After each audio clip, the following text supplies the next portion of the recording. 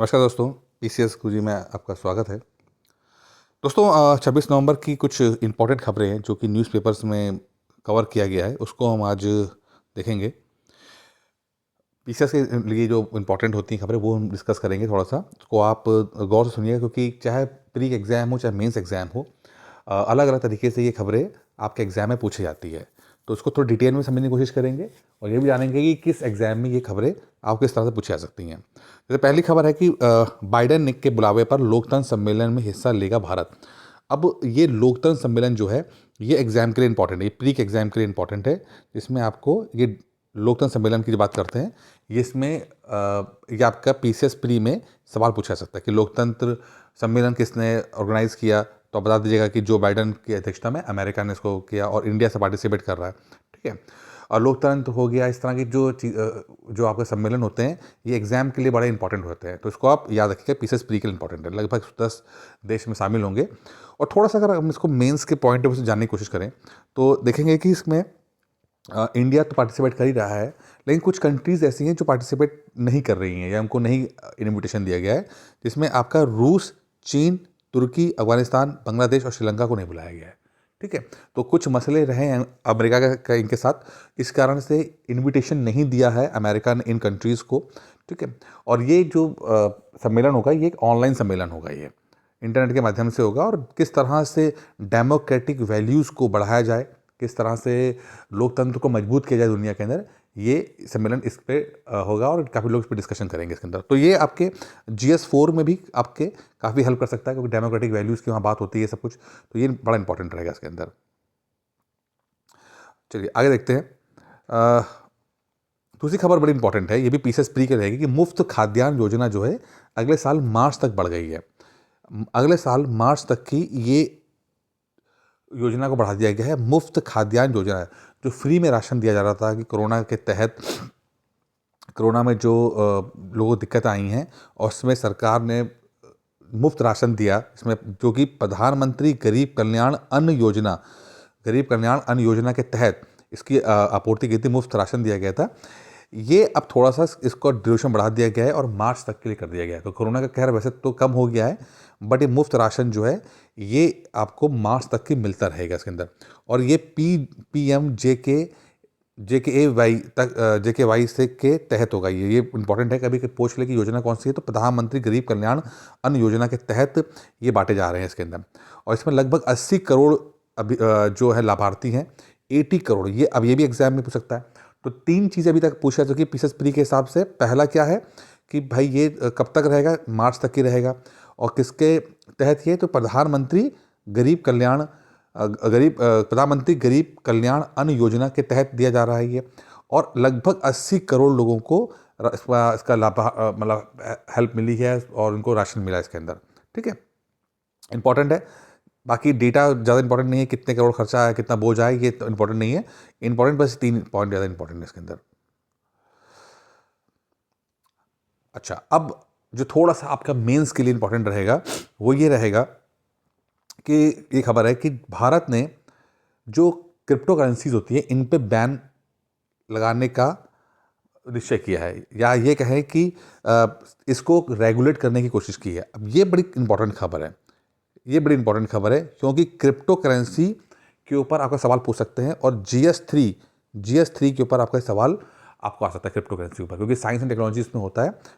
वैसे तो अभी जब ये बिल पास होगा या बिल प्रस्तुत किया जाएगा मानसून अधिवेशन के अंदर, सॉरी शीतकालीन अधिवेशन के अंदर पार्लियामेंट के अंदर, तो इस पर डिस्कशन वगैरह होगा और फाइनल जो खबर है वो निकल के आएगी।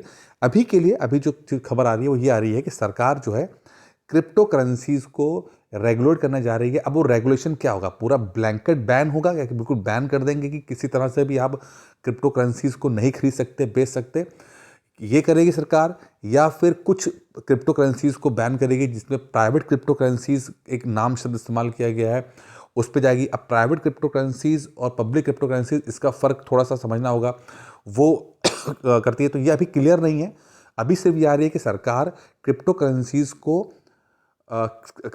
को रेगुलेट करने के लिए कुछ बिल ला रही है, जो विंटर सेशन होगा पार्लियामेंट में उसमें डिस्कस किया जाएगा।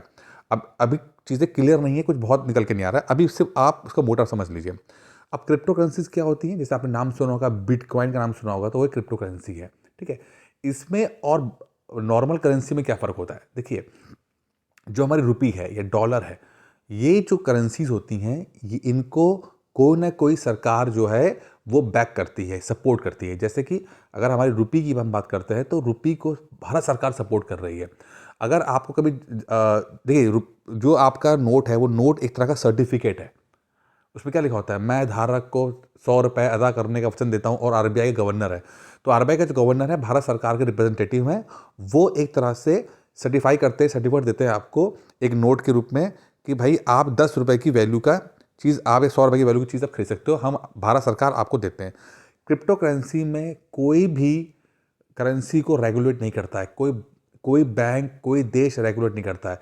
ये पूरा सप्लाई और डिमांड के ऊपर काम करता है। क्रिप्टो करेंसी के ऊपर मैं अलग से वीडियो बना दूंगा, जब ये बिल आएगा, बिल प्रस्तुत किया जाएगा उसमें, तो मैं डिटेल में इसको समझा दूंगा कि क्या इसके अंदर दिक्कतें होती हैं, क्या दिक्कत नहीं होती हैं। अभी थोड़ा मैं भी वेट कर रहा हूँ, क्योंकि ये फुल फ्लेश्ड वीडियो ही बनेगा इसके ऊपर। अभी समझ लीजिए कि भारत क्रिप्टो करेंसीज को रेगुलेट करने के लिए सोच रहा है, कुछ बिल लाना चाहता है विंडो सेशन के ऊपर, और वहाँ से क्या निकल के आएगा उसको हम 29 तारीख के बाद समझ लेंगे। जेवर में हवाई अड्डे का शिलान्यास किया है प्रधानमंत्री मोदी जी ने।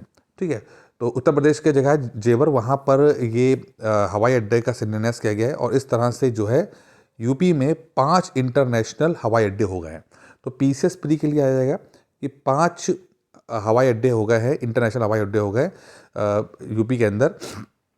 और एक तरह से आपका काफ़ी ज़्यादा कार्गो जो सामान जाता है, उसकी दिशा में बहुत इम्पोर्टेंट ये एक खबर है, क्योंकि सरकार जो है, जो चाहे यूपी सरकार हो, चाहे चाहे आपकी सेंट्रल गवर्नमेंट सरकार हो, यूपी को बढ़ावा देने के लिए, डेवलप करने के लिए इसकी कनेक्टिविटी अच्छा करना चाहती है। तो आप जो ये इंटरनेशनल हवाई अड्डे बनाए जा रहे हैं, इससे जो कार्गो सप्लाई होगी, सामान जाएगा आएगा, उसमें बहुत, तो इसलिए आप एक ये नया हवाई अड्डा, जेवर हवाई अड्डे का शिलान्यास करने की, नींव डालने की शुरुआत की गई है इसके अंदर।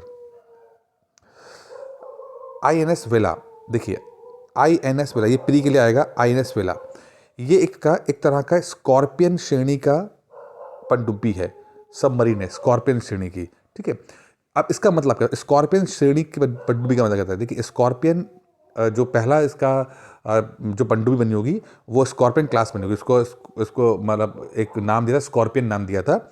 ठीक है, तो उस तरह की जो पनडुब्बियाँ होती हैं, उसको हम बोलते हैं स्कॉर्पियन श्रेणी। मतलब उनका क्या साइज़ होगा, लंबाई चौड़ाई, उसके अंदर क्या क्या चीज़ें होंगी। तो स्कॉर्पियन श्रेणी की ये पनडुब्बी है INS वेला, जो कि अब इंडियन नेवी में इंडक्ट हो गई है, कमीशन्ड हो गई है। तो ये इंपॉर्टेंट है, पीसीएस प्री के लिए आपको बहुत काम आएगी आपको। महासागरीय सेवाओं संबंधित ओ स्मार्ट योजना को 2026 तक जारी रखने की मंजूरी दी गई है। अब ये समझते हैं, कभी आपको एग्जाम में ये पूछ ले आपसे कि ओ स्मार्ट योजना, देखिए ओ स्मार्ट योजना किस सेवाओं से संबंधित है? ओ स्मार्ट बहुत इंपॉर्टेंट है, ओ स्मार्ट। ठीक है, ओ स्मार्ट योजना जो है किस संबंधित है? तो देखिए, वो महासागर, जितने भी ओशन में जो सर्विसेज होती हैं, ओशन के अंदर या महासागर में जो सर्विसेज होती हैं, उससे संबंधित है ओ स्मार्ट योजना, जिसको भारत सरकार ने 2026 तक कंटिन्यू करने की घोषणा की है। तो केंद्र मंत्रिमंडल ने महासागरीय सेवाएं, मॉडलिंग, अनुप्रयोग, संसाधन और प्रौद्योगिकी यानी ओ स्मार्ट योजना को जारी रखने के लिए मंजूरी दी है। इसमें ये 2026 तक ये अवधि तक जारी रहेगा, 21 से 26 तक ही जारी रहेगा। तो ये इंपॉर्टेंट क्या है? 2-3 सवाल इसमें से इंपॉर्टेंट बनेंगे प्री के हिसाब से। पहला ही क्या बनेगा? पहला ये बनेगा कि ये ओ स्मार्ट योजना है वो किससे संबंधित है? तो महासागर से संबंधित है। और दूसरा, ये कब तक जारी रखने के लिए कहा गया है? 2026 तक जारी रखने के लिए कहा गया है इसके अंदर। ठीक है, जो जितने भी समुद्र से संबंधित चीज़ें होती हैं, उस पर ये काम करता है ये। अच्छा, तालिबान अफगानिस्तान में आ चुका है। अब काफ़ी हो हल्ला हुआ। अब सच्चाई ये है कि तालिबान इस समय ऑपरेट कर रहा है, इस समय रूल कर रहा है अफगानिस्तान के अंदर। जब से तालिबान अफगानिस्तान में कंट्रोल लिया है, तब से जो सप्लाई होती है चीज़ों की अफगानिस्तान के अंदर, खाने की, बाकी सामानों की, वो उतनी स्मूथली नहीं हो पा रहा है। बाकी कई देशों का संबंध भी जो है इस समय तालिबान के कारण अफगानिस्तान से ख़त्म हो चुके हैं। अब इसके कारण क्या हो रहा है कि तालिबान के कारण जो वहाँ की आम जनता है वो काफ़ी ज़्यादा प्रॉब्लम उनको हो रही है। प्रॉब्लम यहाँ तक की है कि खाने की भी लाले पड़े हुए हैं, खाना नहीं मिल पा रहा है, क्योंकि कई देशों के डिप्लोमेटिक संबंध ही खत्म हो चुके हैं अफगानिस्तान से, क्योंकि अभी तक जो दुनिया है वो ये समझ नहीं पा रही है कि तालिबान से किस तरह से डील किया जाए। क्या तालिबान को रिकग्नाइज कर दिया जाए, उनको सरकार मान लिया जाए, रियलिटी को मान लिया जाए, या फिर तालिबान को हटाने के लिए प्रयास किया जाए। तो अभी बहुत कुछ समझा जा रहा है, लेकिन तालिबान का क्या होगा क्या नहीं होगा ये तो वक्त बताएगा। लेकिन फिलहाल सच्चाई ये है कि अफगानिस्तान की जो पब्लिक है वो बहुत ज़्यादा परेशान है, उनको खाने के दिक्कतें आ रही हैं। इसमें से कुछ कंट्रीज़ ऐसी हैं, जैसे इंडिया वगैरह कंट्रीज ऐसी हैं जो चाहती हैं कि तालिबान से तो बातचीत होती रहे, जो हो रही है, जो उसका रास्ता निकले, लेकिन साथ में अफगान लोगों को भी इस समय थोड़ा एक्स्ट्रा स्पेशल उनको ट्रीटमेंट दिया जाए, उनको ध्यान दिया जाए। इसीलिए इंडिया ने लगभग 50,000 ट्रक जो रसद होता है वो अफगानिस्तान भेजने के लिए एक फैसला किया है। 50,000 ट्रकों में चावल, रोटी, चावल, आटा, गेहूं, दाल, ये सब चीज़ें होगी, और एक ये ह्यूमैनिटेरियन हेल्प होगी अफगानिस्तान के लोगों के लिए। अब चूंकि अफगानिस्तान और इंडिया के बीच में पाकिस्तान पड़ता है, तो इंडिया ने पाकिस्तान से कहा था कि भाई ऐसा है, ये 50,000 ट्रक जो है एक ये हेल्पिंग हैंड के लिए के तौर पे जा रहे हैं, तो हमें एक रास्ता दे दीजिए जिससे कि हमारे ट्रक जो है पाकिस्तान को क्रॉस करके अफगानिस्तान चले जाएं। तो पाकिस्तान ने पहले इसको मना कर दिया था कि वो नहीं रास्ता देगा, लेकिन काफ़ी जब इंटरनेशनल प्रेशर पड़ा और इंटरनेशनल लेवल पे लोगों ने काफ़ी क्रिटिसाइज़ किया पाकिस्तान को कि भाई कोई ट्रेड या व्यापार तो हो नहीं रहा है जिसके लिए आप उस पर चुंगी लगाओगे या रास्ता रोकोगे, ये तो एक हेल्प के लिए जा रहा है, तो अगर आप रास्ता दे दोगे तो कोई दिक्कत नहीं है, अफगानिस्तान के लोगों को हेल्प भी मिलेगी। तो पाकिस्तान इस दबाव में इसका असर दिखाई दिया है, और पाकिस्तान ने ये डिसाइड किया है कि वो जो अफगानिस्तान गेहूं जा रहा था उसके लिए भारत को वो रास्ता दे देगा। ठीक है, एक तरह से ये मेंस का हिस्सा रहेगा ये आपके। अब प्री के एक सवाल और आ गया आपका कि स्वीडन जो है उसमें पहली प्रधानमंत्री जो है, महिला प्रधानमंत्री वो अपॉइंट होंगी, उनका नाम है मैगडालेना एंडरसन, और ये बहुत बहुत बहुत इंपॉर्टेंट है, वेरी वेरी वेरी इंपॉर्टेंट। ठीक है, क्यों है प्री के लिए इंपॉर्टेंट है? क्योंकि इस तरह के सवाल जो है वो पीसीएस प्री में बहुत पूछे जाते हैं कि किस कंट्री की हैं। तो मैगडालेना एंडरसन जो है वो स्वीडन की पहली प्रधानमंत्री होंगी, महिला प्रधानमंत्री होंगी ये। ठीक है, तो जब भी कभी इस तरह की चीज़ें आए कि पहला कौन है क्या है, तो वो बहुत इंपॉर्टेंट है। तो मैगडालेना एंडरसन जो है वो स्वीडन की पहली प्रधानमंत्री हैं। अच्छा, अब बात करते हैं थोड़ा सा, कुछ एडिटोरियल्स आए थे इसी बीच में, इंग्लिश में कुछ अच्छे एडिटोरियल्स आए हैं, और उन्होंने डिस्कस किया के शेप रिकवरी की, कि जो इंडिया है वो के शेप रिकवरी जो है वो दिखा रहा है। देखिए, आपने कई तरह की इकोनॉमिक रिकवरीज देखी होंगी, वी शेप रिकवरी देखी होगी। ठीक है, एक होता है डब्ल्यू शेप रिकवरी होगी, तो ये अलग अलग रिकवरीज हैं ये। ठीक है, इकोनॉमिक रिकवरी है। तो वी शेप में ये होता है कि पहले तो बहुत ज़्यादा डिक्लाइन किया, फिर एक वक्त के बाद बहुत तेज़ी से इकोनॉमी बूम कर गई। ठीक है, जैसे कि कई कंट्रीज़ के अंदर ऐसा हुआ है कि कोरोना के चक्कर में उनकी इकोनॉमी नीचे पहले आई, फिर अचानक से तरक्की हो गई, तो इसे बोलते हैं वी शेप इकोनॉमी।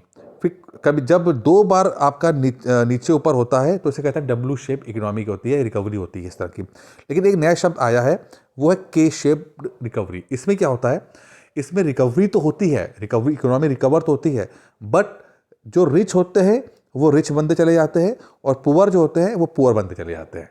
देखिए, इसको बोलते हैं के शेप रिकवरी, कि जो रिच होंगे, ठीक है, वो और अमीर के अमीर होते चले जाएंगे, ऐसी रिकवरी होगी, उनको और फायदा का फायदा होगा। लेकिन जो गरीब है वो और गरीब से गरीब होता चला जाएगा। तो इस तरह की रिकवरी को हम बोलते हैं के शेप्ड रिकवरी, के शेप्ड रिकवरी बोलते हैं। और इसमें कई से कारण हो सकते हैं। जब कोरोना आया, चीज़ें दिक्कत आई, तो कुछ बिजनेसेस को तो बहुत सपोर्ट मिला, जैसे ऑनलाइन बिजनेस जो थे वो बहुत बूम कर गए।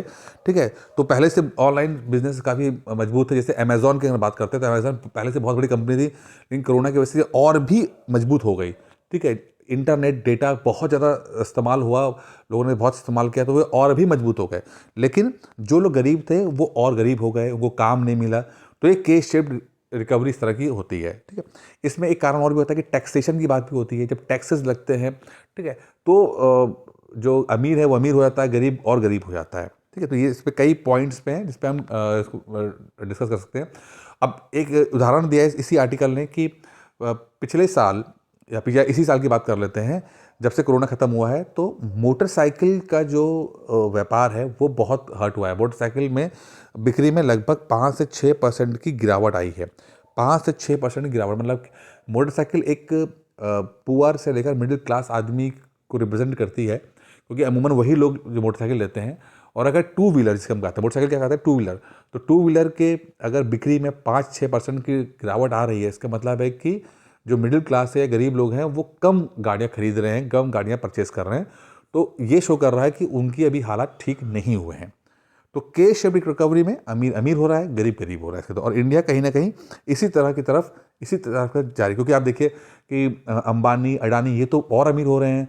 आप आए दिन सुनते हो कि यूनिकॉर्न्स आ गए हैं, नए नए बिजनेस, जैसे बायजूस हो गया, अनअकैडमी हो गया, कई है जो यूनिकॉर्न बने। यूनिकॉर्न मतलब बहुत बड़ी बड़ी कंपनीज बन गए। लेकिन वहीं पर बहुत छोटे छोटे जो गरीब लोग हैं उनको बहुत दिक्कतें आई हैं, किसानों को बहुत दिक्कत आई है, व्यापारियों को बहुत दिक्कत आई है, ठीक है। तो इंडिया इस तरह के शेप्ड रिकवरी की तरफ जा रहा है। अब ये बड़ा इंपॉर्टेंट है, पीसेस प्री के लिए फिर से इंपॉर्टेंट आया कि इंडिया का जो फर्टिलिटी रेट है कि एक औरत हिंदुस्तान में कितने बच्चे पैदा करती है अमूमन, तो इंडिया का जो फर्टिलिटी रेट है वो सरप्राइजिंगली ऐसे लेवल पे आ गया है जहां पर रिप्लेसमेंट लेवल से भी नीचे आ गया है। रिप्लेसमेंट लेवल क्या होता है, इसको समझने की कोशिश करते हैं। देखिए, साइंटिस्टों ने कहा है कि अगर किसी देश का फर्टिलिटी रेट 2.1% यानी एक औरत 2.1% बच्चा पैदा करती है, 2.1 मतलब एक औरत 2.1 बच्चा पैदा करती है, तो इसको समझ लीजिए कि ये रिप्लेसमेंट लेवल होगा। मतलब कि जितने लोग सिस्टम में आएंगे उतने लोग सिस्टम से जाएंगे, बाहर जाएंगे। जैसे कि मान लीजिए कि 10,000 लोग एक टाइम पर बूढ़े हो गए या उनकी मृत्यु हो गई, तो फिर 10,000 नए बच्चे सिस्टम में आ गए, ठीक है। इसको मैन पावर से भी देख लेते हैं कि किसी इकोनॉमी में मान लीजिए 1 लाख लोग रिटायर कर जाते हैं या छोड़ देते हैं या बूढ़े हो जाते हैं या किसी कारण से उनका देहांत हो जाता है, तो अगर 1 लाख लोग सिस्टम से हट रहे हैं तो उनके रिप्लेस करने के लिए नए 1 लाख लोग आ रहे हैं। तो ये तब होता है जिसको हम बोलते हैं रिप्लेसमेंट लेवल, कि पुराने लोगों को नए लोग रिप्लेस करते हैं। और अमूमन सबसे बेस्ट माना जाता है कि अगर किसी भी देश की जो फर्टिलिटी रेट है वो 2.1% की है, तो डेथ रेट और बर्थ रेट को बैलेंस किया सकता है। 2.1 पे एक सही रहता है। अगर 2.1 से ज़्यादा होगा, 2.4 होगा, 5 होगा, 6 होगा, तो ज़्यादा लोग पैदा हो रहे हैं, मर कम रहे हैं। इससे क्या होगा कि पॉपुलेशन की वृद्धि हो जाती है, पॉपुलेशन ग्रोथ होती है, ज़्यादा होती है, तो फिर ज़्यादा लोगों को आपको रोजगार देना पड़ेगा, पढ़ाना पड़ेगा, हेल्थ सर्विसेज देनी पड़ेंगी उनको, ठीक है। ऐसे सरकार में प्रेशर पड़ता है। लेकिन अगर 2.1 से कम आता है, 2.1 से, जैसे इंडिया की स्थिति इसमें क्या है कि वो रिप्लेसमेंट लेवल से भी कम चला गया है और 2.0 पे आ गया है। ये इंपॉर्टेंट है पीसेस प्री के लिए, ठीक है। 2.0 पर फर्टिलिटी रेट है, तो इसका मतलब यह है कि ज़्यादा लोग रिटायर हो रहे हैं और कम लोग सिस्टम में आ रहे हैं, यानी कि ज़्यादा लोग मर रहे हैं और उसको रिप्लेस करने के लिए कम लोग अब आ रहे हैं। इसका बहुत बड़ा कारण क्या है कि जो शहरों में जो फर्टिलिटी रेट है वो भयंकर तरीके से गिरा है। मात्र 1.6% ही इस समय शहरों का फर्टिलिटी रेट है, मात्र 1.6 जो है वो है। अब इसमें ये हो है कि जो कई नई जनरेशन में जो पेरेंट्स हैं वो सिर्फ एक बच्चे की पॉलिसी बजा रहे हैं, इनका वो अपना एक ही बच्चा पैदा कर रहे हैं। एक ज़माना था जब 2 बच्चे, 3 बच्चे, 4 बच्चे होते थे, एक कैंपेन चला, हम दो हमारे दो चले। लेकिन शहरों में देखा गया है कि अब हम दो हमारा एक ही चल रहा है, एक ही बच्चे हो रहे, चाहे लड़की हो रहा है चाहे लड़का हो रहा, वो हो रहा है। गाँव में थोड़ा सा ज़्यादा है, 2.4, 2.6 के ऊपर चल रहा है, लेकिन शहरों में तो बिल्कुल ये बहुत नीचे आ गया, 1.6 आ गया है। तो 92 के बाद पहली बार ऐसा हुआ है कि जो फर्टिलिटी रेट है वो 2.1 से नीचे आया है। अब इसके अपने कारण हैं, इसके अपने कॉन्सिक्वेंसेस हैं, इसका फ़ायदा भी है, नुकसान भी है। मैं सेपरेट वीडियोस पे बनाऊंगा इसके ऊपर, क्योंकि अगर रिप्लेसमेंट लेवल से नीचे आती हैं चीज़ें तो ठीक है, पॉपुलेशन की ग्रोथ तो कम होती है, वो तो अच्छा है, बढ़िया है, बट फिर नया मैन पावर नहीं आ पाएगा, नए लोग नहीं आ पाएंगे। तो हालत क्या हो जाएगी, जापान जैसी हालत हो जाएगी, जहाँ पर लोग तेज़ी से बूढ़े तो हो रहे हैं पर उनको रिप्लेस करने के लिए नए लोग नहीं आ पा रहे हैं। तो ऐसी स्थिति हिंदुस्तान की ना आ जाए, हिंदुस्तान अपना डेमोग्राफिक डिविडेंड को पे कर सके कि हर वक्त जवान लोग सिस्टम में रहने से इकोनॉमी बूस्ट होती है, तो नए लोगों को आना भी जरूरी है। तो जरूरी नहीं है कि अगर 2.0 फर्टिलिटी रेट हुआ है तो ये इकोनॉमिकली भी अच्छा भी हुआ है। ठीक है, कुछ पॉइंट्स में अच्छा हुआ है कि पॉपुलेशन कंट्रोल हो रही है, बट अगर ये बहुत नीचे चले जाता है जैसे जापान वगैरह में है 1.5 1.6 पे, तो फिर ये इकोनॉमी के लिए बहुत ज़्यादा दिक्कत करेगा। लेकिन फिर इस तरह समझे एग्जाम के लिए बहुत इंपॉर्टेंट है। फिर कुछ सवाल और बनते हैं, जैसे कि अगर लोएस्ट फर्टिलिटी की बात करते हैं तो पंजाब सबसे कम आता है, 1.6 इसकी फर्टिलिटी रेट है। इसमें पंजाब 1.6 है, वेस्ट बंगाल 1.8 है, महाराष्ट्र 1.7 है। ठीक है, वहीं अगर हाईएस्ट फर्टिलिटी रेट की बात करते हैं तो अभी भी बिहार 3.4 के पास 3.0 पे चल रहा है, कुछ कम हुआ है पहले से मुकाबले, लेकिन अभी भी एक औरत बाद 3 बच्चे पैदा कर रही है। ठीक है, तो एवरेज से ज़्यादा ही चल रहा है इसके अंदर। बिहार 3.0 है, मेघालय 2.9 है, यूपी 2.4 है। ये एग्जाम यूपी के लिए बहुत इंपॉर्टेंट है, 2.4 यूपी का है। तो ये कुछ ऐसे स्टेट्स हैं जिनका एवरेज जिनका जो फर्टिलिटी रेट है वो एवरेज से ज़्यादा चल रहा है इसके अंदर। तो एग्जाम के लिए बहुत इंपॉर्टेंट है। यूपी का 2.4 समझ लीजिएगा, ये बहुत इंपॉर्टेंट है। साथ में अर्बन का 1.6, रूरल का 2.1 और इंडिया का 2.0। ठीक है, ये याद रखिएगा, एग्जाम में बहुत इंपॉर्टेंट है। कोई ना कोई एग्जाम में निकट भविष्य में पीसीएस का या कोई एग्जाम होगा उसमें ये पूछा ही जाएगा। अब कुछ मोटे मोटे और खबर सुन लेते हैं। इसमें जर्मनी जो है वो इंडिया को $1.2 बिलियन पैसा देगा क्लाइमेट चेंज की हेल्प करने के लिए। देखिए, इंडिया और जर्मनी दोनों मिलकर लगभग पूरी दुनिया का 8% जो है वो ग्रीन हाउस गैस प्रोड्यूस करते हैं। तो जर्मनी के अंदर भी बहुत ज़्यादा प्रोडक्शन होता है, चीज़ें बहुत बहुत बड़ी इकोनॉमी है जर्मनी भी, इंडिया से ज़्यादा ही डेवलप कर सकते हैं उसको, वहाँ पे है।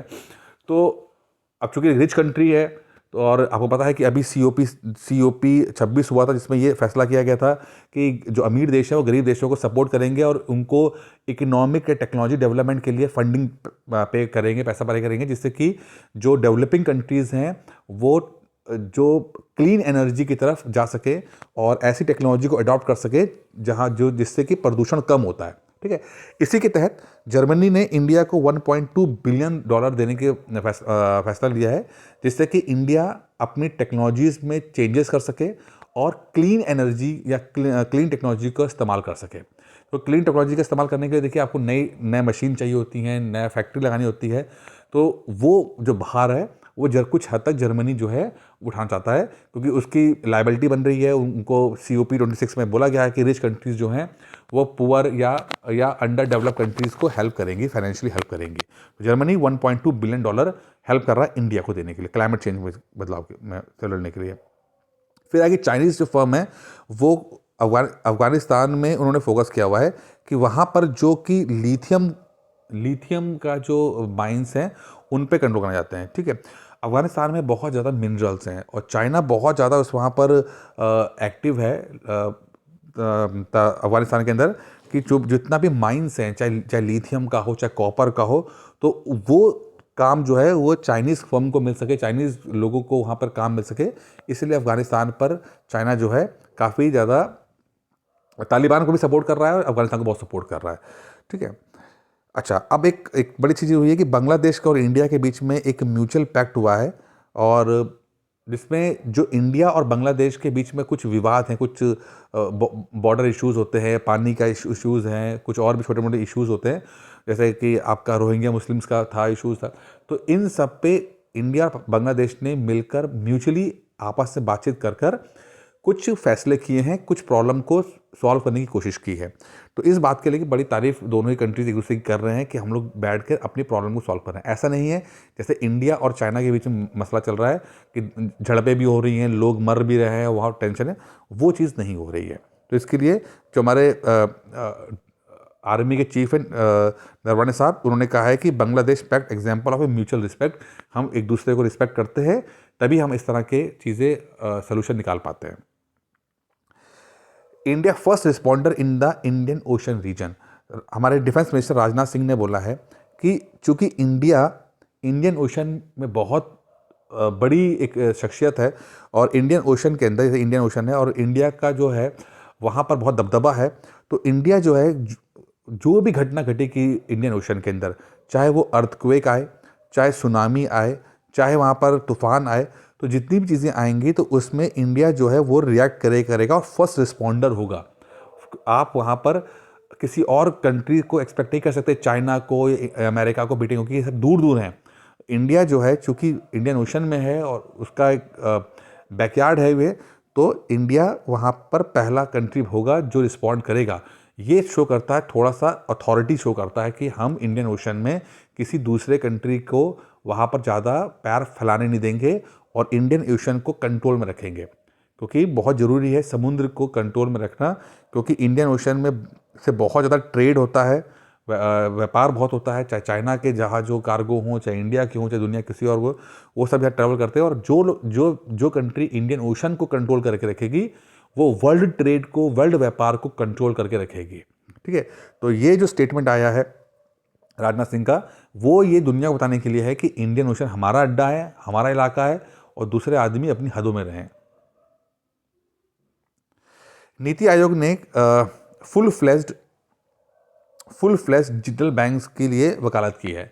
देखिए, वैसे तो ये कोई अलग बैंक नहीं है, ये सिंपल वो बैंक्स हैं जो उनकी ब्रांचेज होंगी जो पूरा काम डिजिटल मोड पे करते हों, इंटरनेट के माध्यम से अपने सारे प्रोडक्ट्स बेचें और कोई उनका ऑफिस ना हो, कोई फिजिकल प्रेजेंस ना हो और सब कुछ जो है इंटरनेट के माध्यम से हो जाए, चाहे ट्रांजैक्शन हो, चाहे विड्रॉल हो, चाहे जो भी और अदर जो सर्विसेज देनी हो वो ऐप के माध्यम से, इंटरनेट के माध्यम से हो जाए। तो नीति आयोग जो है इस तरह के डिजिटल बैंक्स को बढ़ावा देने के लिए काफ़ी एक्साइटेड है और वो बैंकों से बोल रहा है कि अब इस तरह से आपका पैसा भी कम खर्चा होगा और आपका जो NPA की वजह से जो बहुत प्रेशर आप पे पड़ रहा है वो भी कम पड़ेगा। और चूँकि अब लोग इंटरनेट को बहुत इस्तेमाल करने लगे हैं तो लोग भी कंफर्टेबल हो गए हैं कि इस तरह के ट्रांजेक्शन्स करने के ऊपर। तो नीति आयोग ने फुल फ्लेज्ड जो डिजिटल बैंक्स की वकालत की है इसके अंदर। बाकी दोस्तों, आज इस वीडियो में इतना ही था। मुझे लगता है वीडियो पसंद आया होगा। खत्म करने से पहले UPPCS 2022 के लिए एक ऑनलाइन कोर्स हम आपको दे रहे हैं। प्री प्लस मेंस का ये कोर्स रहेगा और इसमें वीडियोस, PDF, टेस्ट के माध्यम से पूरी तैयारी कराई जाएगी और ये बहुत अच्छा कोर्स रहेगा। इसमें पूरा करंट अफेयर्स, आंसर एंड सब कुछ कराया जाएगा और मात्र इसकी जो फीस है ये 3,999 रुपये है। ठीक है, और इसके लिए अगर आप और जानना चाहिए तो आप मुझे इस नंबर पे कॉल कर सकते हैं 8317040152 पे और इस कोर्स की जानकारी ले सकते हैं। तो कई बातें बताऊंगा मैं आपको जिससे कि आपकी तैयारी बहुत अच्छे तरीके से हो सके। धन्यवाद दोस्तों।